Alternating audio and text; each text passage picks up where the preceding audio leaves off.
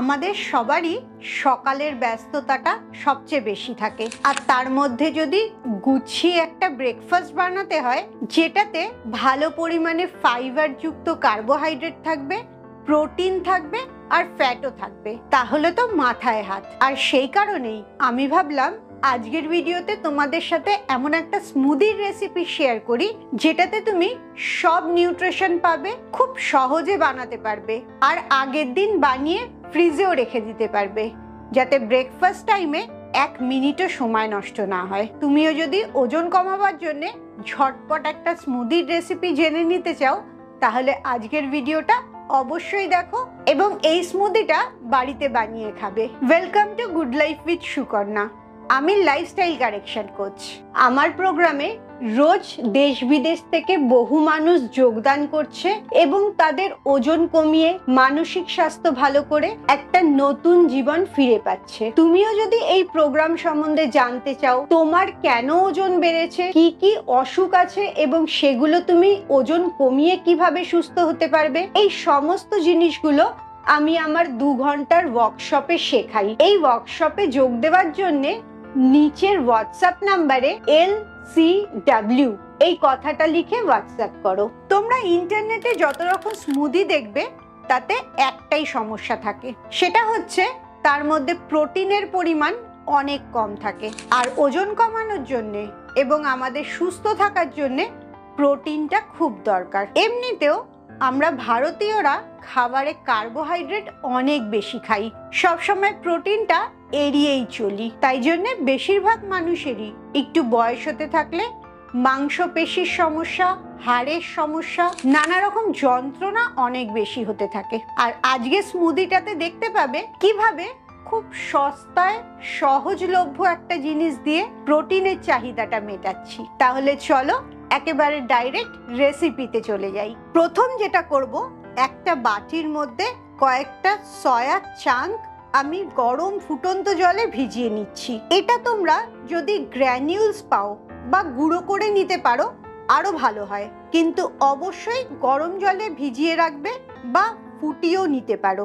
100 গ্রাম soya চাঙ্কে 345 calorie আছে। ক্যালোরিতে যেহেতু অনেকটা বেশি, তাই জন্য পরিমাণে সবসময় কম নেবে।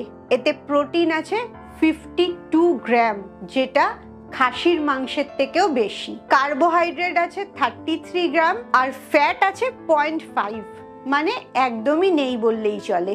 এবারে আমি একটা আপেল খুব ছোট ছোট টুকরো করে কেটে নিচ্ছি। বড় টুকরোও কাটতে পারো, কারণ স্মুদিটা তো তুমি মিক্সিতেই বানাবে। আপেলের থেকে প্রচুর মাইক্রো নিউট্রিয়েন্ট পাবে, তার সাথেও ফাইবার অনেক ভালো পাবে। এবারে আমি কি কি নিচ্ছি স্মুদি বানাতে সেটা খুব ভালো করে দেখে নাও। প্রথম নিচ্ছি দুধ। দুধের নিউট্রিশন ভ্যালুটাও জেনে নাও। 100 গ্রাম দুধে 58 ক্যালোরি আছে, যার মধ্যে 5 গ্রাম কার্বোহাইড্রেট, 3 গ্রাম প্রোটিন আর 3 গ্রাম ফ্যাট আছে। সবকটাই অনেক কম আছে। এবারে সেই দুধটা ঢেলে দিচ্ছি। 200 ml দুধ আমি নিয়েছি। দুধ দেওয়ার পর বড় চামচের 1 চামচ ছাতু দিয়ে দিচ্ছি। ছাতুর নিউট্রিশন ভ্যালুটাও জেনে নাও। 100 গ্রাম ছাতুতে 395 ক্যালোরি থাকে। এর ক্যালোরি ভ্যালুটাও অনেক বেশি বলে পরিমাণে কম নেবে। কার্বোহাইড্রেট থাকে 59 গ্রাম, প্রোটিন থাকে 24.2 গ্রাম আর ফ্যাট থাকে 6.9 গ্রাম। এটা আসলে কার্বোহাইড্রেট খাবার, কিন্তু এর মধ্যে প্রোটিনটাও ভালো মাত্রাতেই আছে। এরপরে যে সয়াবিনটাকে গরম জলে ডুবিয়ে রেখেছিলাম, ওটা দেখতে পাচ্ছ একদম সফট হয়ে গেছে।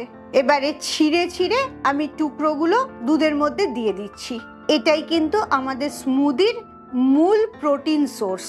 এরপরে আমার কাছে কিছু সিডস ভেজানো ছিল, সেই সিডসটাও আমি দিয়ে দিচ্ছি।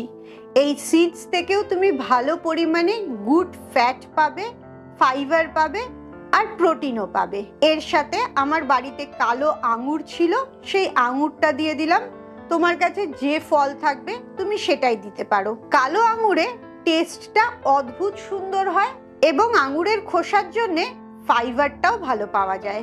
এরপরে সেই কেটে রাখা আপেলগুলো দিয়ে দিচ্ছি। আপেলের খোসার থেকেও ভালোই ফাইবার পাবে। এরপরে মিষ্টি হওয়ার জন্য 3টে প্রাকৃতিক খেজুর দিয়ে দিচ্ছি। এই খেজুরটা দানা বার করা খেজুর ছিল, তাই আলাদা করে দানা বার করতে হয়নি। তোমার কাছে যদি গোটা খেজুর থাকে তুমি দানাটা বার করে নেবে। এরপরে সামান্য জল দিয়ে দিলাম। সব জিনিসগুলো দেওয়ার পরে আমি একটা হ্যান্ড ব্লেন্ডারে এটা ভালো করে মিক্স করে নিচ্ছি। তোমার কাছে হ্যান্ড ব্লেন্ডার না থাকলে কোনো অসুবিধা নেই, বাড়িতে যে মিক্সি মেশিনটা আছে সেটা দিয়েই তুমি মিক্স করে নিতে পারো। ব্যাস, তোমার সুস্বাদু স্মুদি তৈরি হয়ে গেল। এটা আমি এক্ষুনি খাবো বলে একটা কাঁচের কাপে আমি ঢেলে নিচ্ছি।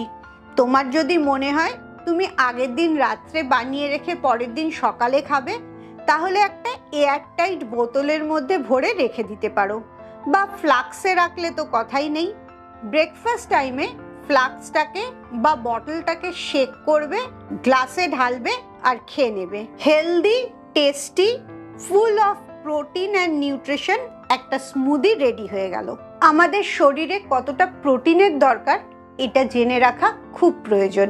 যে কোনো সুস্থ মানুষ যে প্রচুর এক্সারসাইজ করে না, নর্মাল হাঁটা চলার মধ্যে থাকে, সেই মানুষটারও প্রতি 1 কিলো ওজনের জন্য 0.8 থেকে 1.2 গ্রাম মিনিমাম প্রোটিন লাগে। হিসেব করতে সুবিধা হওয়ার জন্য ধরে নাও প্রতি 1 কিলো ওজনের জন্য 1 গ্রাম প্রোটিন লাগে। তাহলে তোমার যদি 70 কিলো ওজন থাকে, 70 গ্রাম প্রোটিন তোমাকে সারাদিনে খেতে হবে। তাই জন্য সবচেয়ে ভালো উপায় হচ্ছে প্রত্যেকটা খাবারের মধ্যে যেন ভালো পরিমাণে প্রোটিন থাকে। আর প্রোটিন খেলে যারা মনে করো ইউরিক অ্যাসিড বেড়ে যায়, তারা শুধু তাদের জল খাওয়াটাকে বাড়িয়ে দেখো।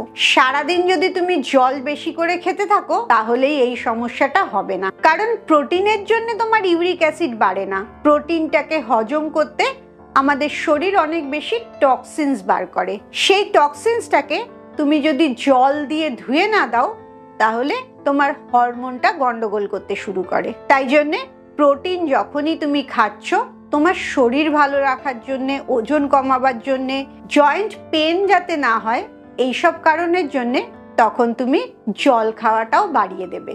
সারা দিন ধরে অল্প অল্প করে জল খেতে থাকবে, তাহলেই দেখবে আর কোনো সমস্যা হচ্ছে না। এখানে আমি মূলত 2টো প্রোটিন ব্যবহার করেছি, একটা সয়া চাঙ্ক আর একটা ছাতু। তুমি কোন প্রোটিনটা খেতে সবচেয়ে ভালোবাসো অবশ্যই আমাকে কমেন্টসে জানাও। খুব ভালো থাকো, মানসিক আর শারীরিকভাবে একদম সুস্থ থাকো। আবার পরের ভিডিওতে তোমাদের সাথে দেখা হচ্ছে।